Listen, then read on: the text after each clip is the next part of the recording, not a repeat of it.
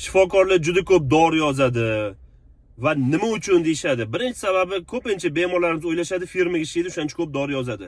Bo'lishi mumkin, ba'zi bir hali malakali yoki insofsiz shifokorlar juda ko'p dori yozishi, yo firmaga ishlashi yoki juda ko'p dori yozishi qaysi biridir ishlab qolar deyishi mumkindir. Praktikada ko'rganmiz.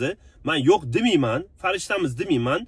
Hamma doktorlar ham, lekin asosiy muammo malakali shifokorlar sizlarga ko'proq dori yozishini bilasam nimaga? Sizlar vaqtida murojaat qilmaysiz shifokorga.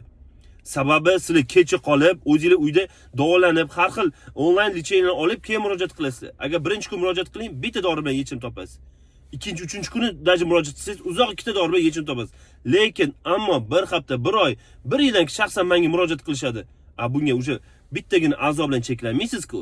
O'sha bir nechta a'zoda zararlanish ketgandan keyin o'sha majburan siz o'sha malakali yordam berib bir nechta dori bilan yechim qilishga to'g'ri keladi. Bu faqat O'zbekistonda emas, butun dunyoda, даже Germaniyada men praktika o'tgan davlatimda atiga bitta bolaga 3 ta antibiotik qilingan, faqat tekshiruvlar natijasi, laborator tekshiruv natijasi. Chunki og'ir holatda kelgan bemor bo'lgan.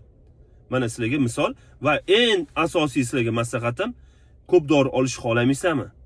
Kasal bo'lmaydi. Agar kasal bo'lsanglar, vaqtida tezroq shifokorga murojaat qilinglar. Sog' bo'linglar.